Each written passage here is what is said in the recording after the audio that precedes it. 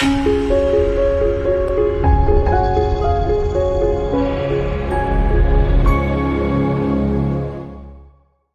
guys, welcome to AI Sciences, and today we are going to automate the GitHub by using Python.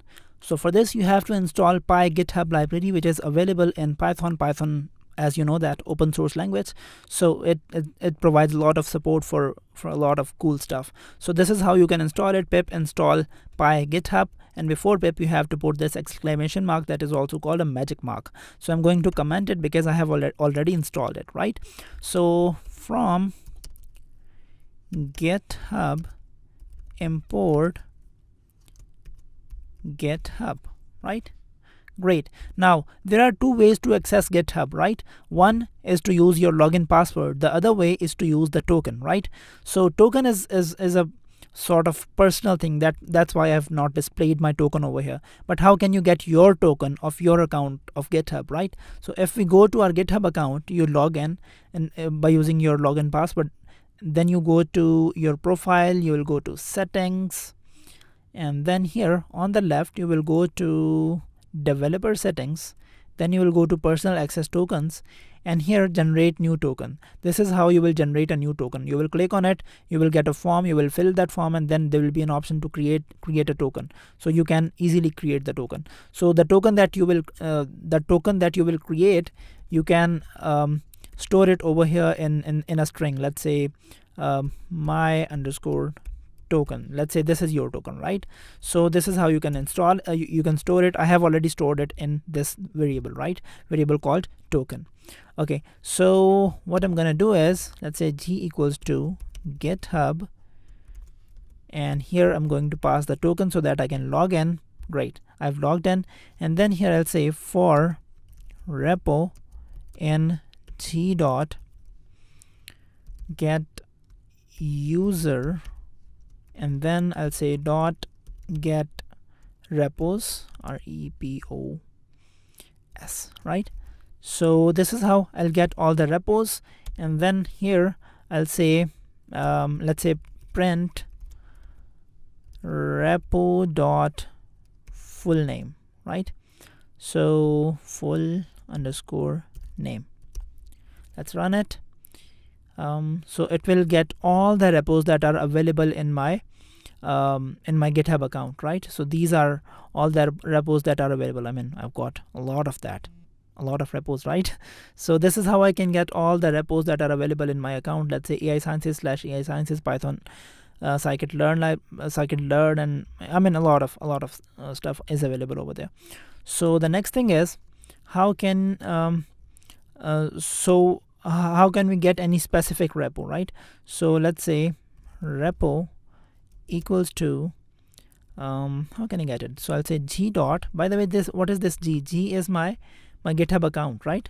Here you can see that by using token we have get it. Okay, so g dot, I'll say get repo, and here we'll pass the address of the repo. Let's say I want to get I don't know, this repo, right? So I'll say, I don't know, let's get this one. This looks cool. Okay, and so I'll paste it over here and I'll get it. So let's say what it stores an object of repository. So here we'll say content equals to repo dot get contents. Yeah, we need get contents, and here let's say for, and here we'll say for content underscore file in content, right? Content that we have already declared above, and then here we'll say print content file, right? If I run it, you can see we have two things over here. We have code and data, and we have slides in I mean we have two things in it: code and data and slides, right? So that's how you can get the inside content of a GitHub repo. Now the next thing is how can we create a new repo. How can we create a new file in the repo? Let's for the sake of testing, let's create a new repo over here. Let's go to new, and here repo name would be, let's say, testing. Okay, so testing repo is available. Let's just create it, and then let's just copy its address. Copy, go over here. Okay, so here we'll say repo equals to g.get repo, yeah, and here we'll pass that address, AI publishing slash testing, right? So this is the new repo that we have just created. Now let's create a file in this repo. So we'll say repo.create file, and here we'll say, let's say file name will be test1.txt, right? And we want to commit it, right? And then here will be the content of this file. So this is a testing file, right? Let's run it. Okay, now let's go to our repository. Let's refresh the page, and here you can see that test1.txt is available. If we open, so it says that this is a testing file, right? Great. So let's go back. Okay, so how can we remove this file from this repo? Sorry. So how can we delete it? So we'll say repo.delete file. Delete file, and here we'll say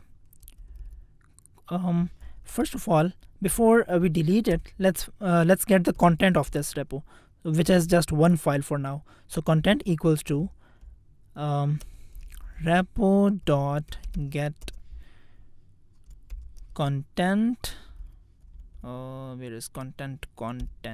Yeah, get contents, and here we'll paste the path of repo, right? And then we'll say content.path.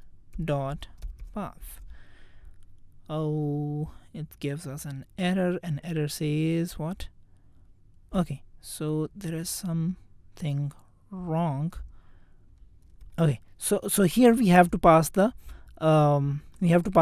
file name for which we need to get the content, right? So here, not the address. So here we go.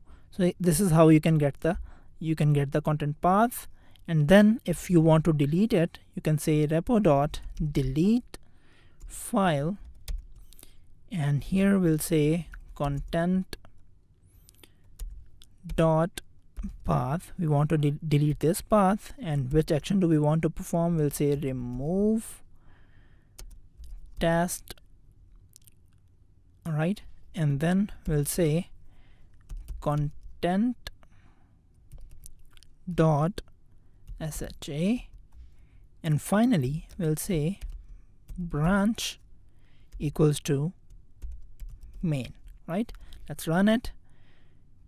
So if we again refresh it, here you can see that that file has gone because we have removed it, right? So this is how you can create a repo. You can create new files inside the repo by using Python. You can get the content of your repo. You can get all the repos that are available in your account. So you can play around with this GitHub library. It provides almost all the support that you need. You don't have, after writing a lot of code, you don't have to spend more time on committing and testing a lot of stuff. All you have to do is you have to write a few lines of code that will automate a lot of your headache, right? So yeah, that's about it.